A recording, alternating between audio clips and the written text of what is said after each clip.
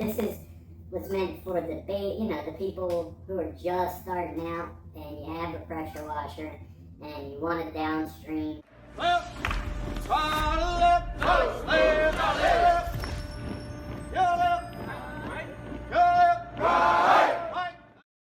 We had a tropical storm come through last night.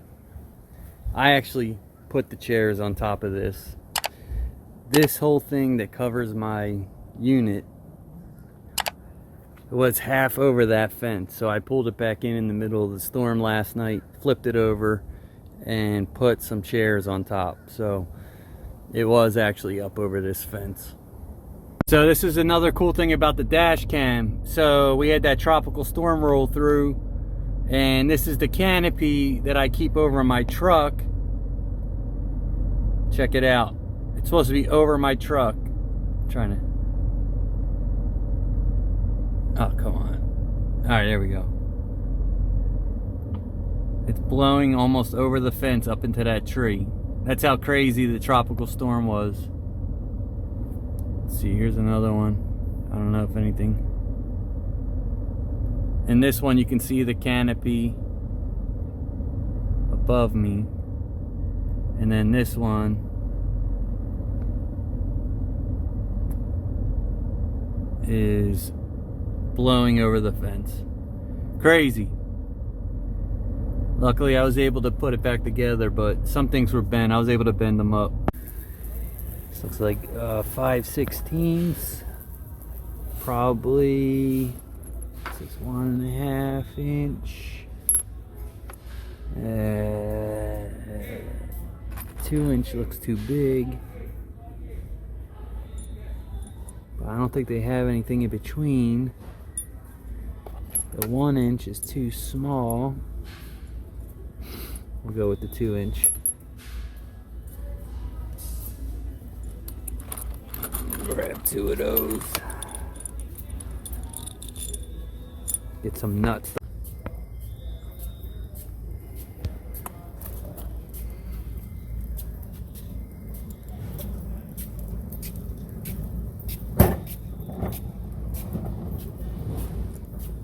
Here in Home Depot, look for these bad boys.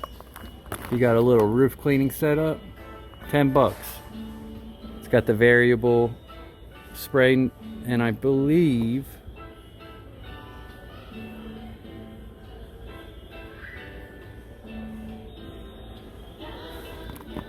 it's a 3300 psi, so it's probably got a 30 orifice in there.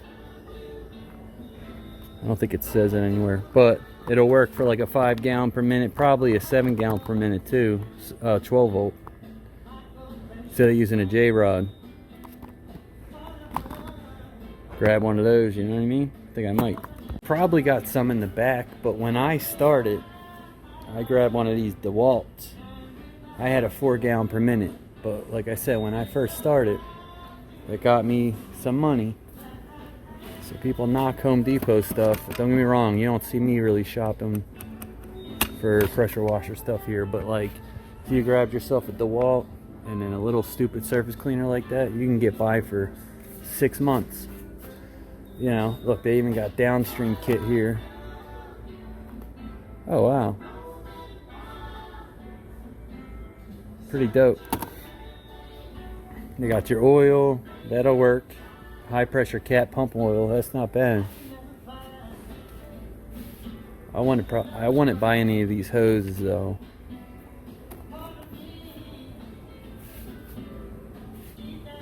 But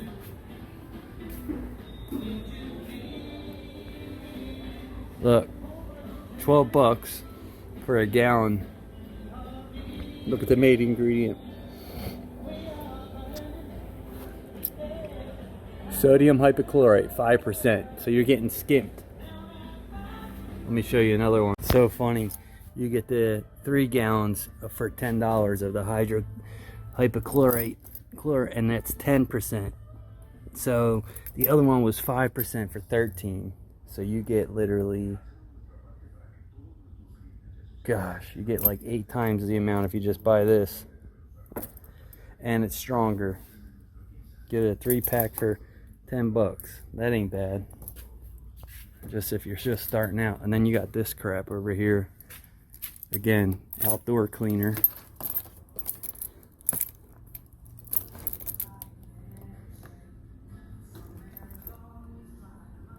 $5.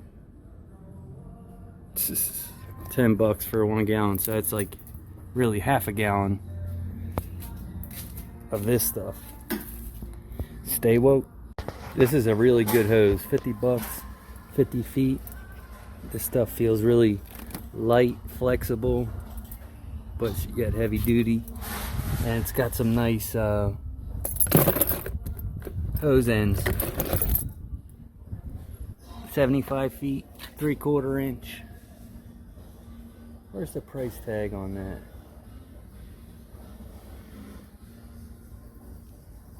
Either way, good stuff.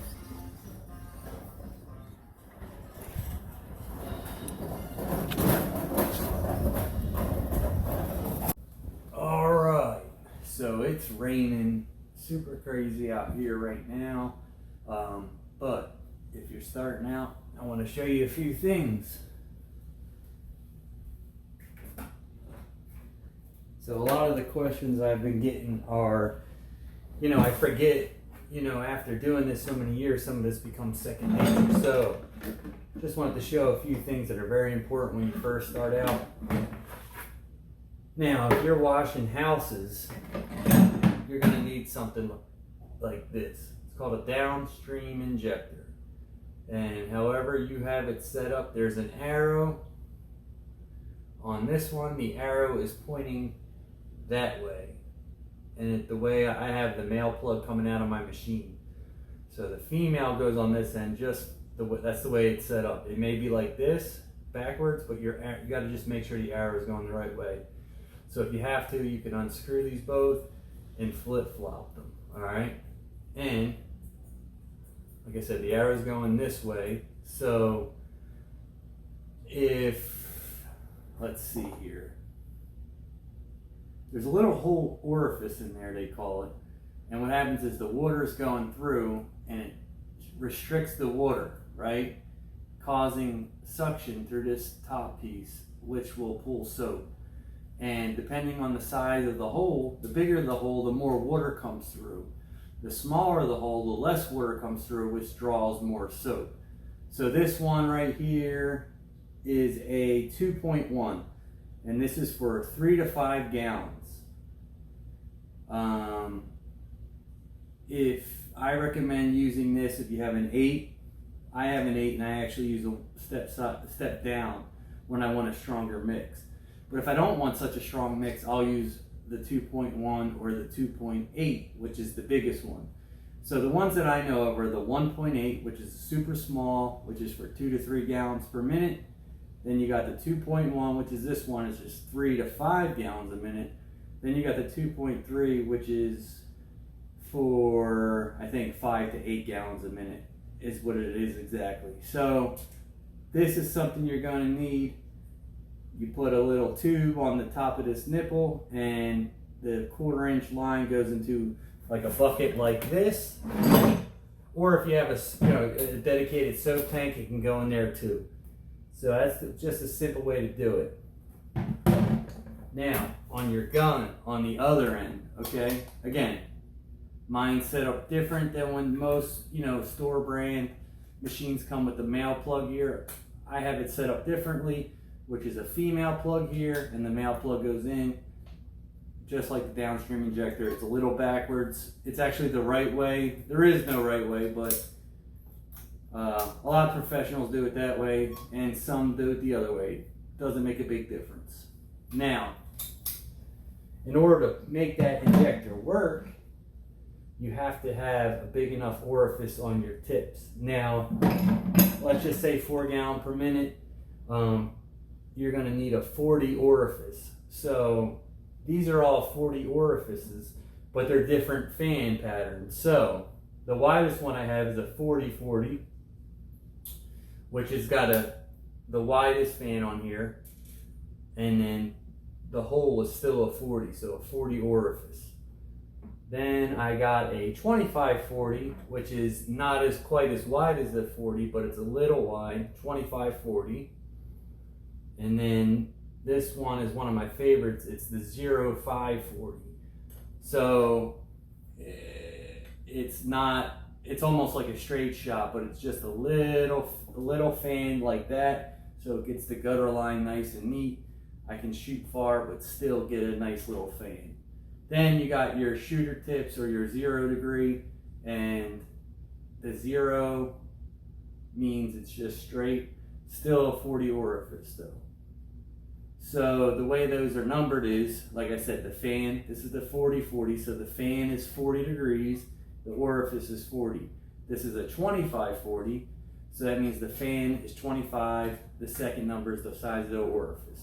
This one is 0540, this one is 0040. So the first two numbers are the fan size, and the second two numbers are the orifice size. So for soap with a 4 gallon a minute, you're going to need a 40. Now, the correct pressure tips on a 4 gallon per minute, I believe, are 04. So not 40, they're 04. So technically that stands for 4 gallons a minute, and the 40 on the soap technically stands for 40 gallons a minute. I know it's a little confusing, but the bigger the hole, the soap will pull. And if you go down in tip size, I think once you get to like these are 40 for soaping. Once you get to the 10, anything under a 15 maybe, or a 10, is not going to pull soap any longer. But those super high pressure tips are 04, and the soap is 40. Now when you go to 8 gallons per minute, you start using the 60s. You can still use the 40s, but I use 60s on mine. Then they have stuff like this, which is called an X-Jet M5 twist nozzle. And basically, it's got the soap orifice in there, but when you spin this, it widens the fan or opens the fan. So you can choose between a straight shot, or you can close it as much as you can before it gets too messy and it goes super wide. So those are good to have too. So that's just when you're starting out. And then you also got to remember, so you got to do your marketing. You're going to deal with a lot of customer issues. And that is how you just maintain profession and always be nice, even though you might not be right. Sometimes it's best just to kind of go along with what they said, clean that little extra 10 minutes or whatever it may be. Always go above and beyond, and it just makes your life easier. You're going to have some customers. I had a customer that literally watched me the entire time. It's happened a few times.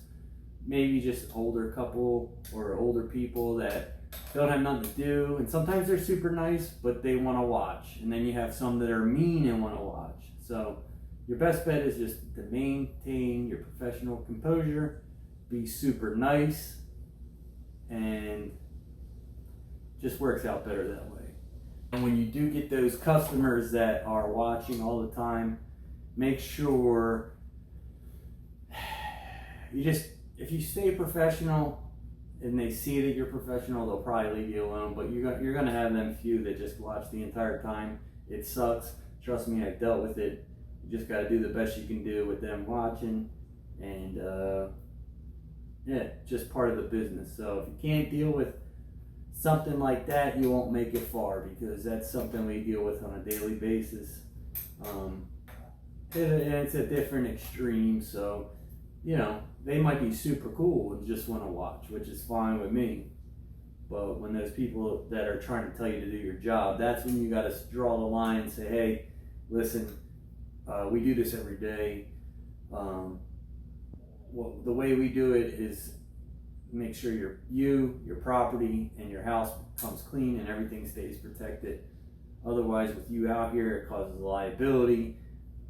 Some spots might not be clean because I'm too worried about spraying you. So it's best to just stay inside the house. You can watch from outside the window. Bada bing, bada boom. Again, guys, make sure you check out the Entrepreneur Army Facebook group. If you have questions, drop them in there. Somebody will answer them. or myself. I go on there every day. There's a bunch of people on there always willing to help. So check that out. And if you're interested, like I said, we could do a video like this on roof cleaning. But this was meant for the the people who are just starting out and you have a pressure washer and you want to downstream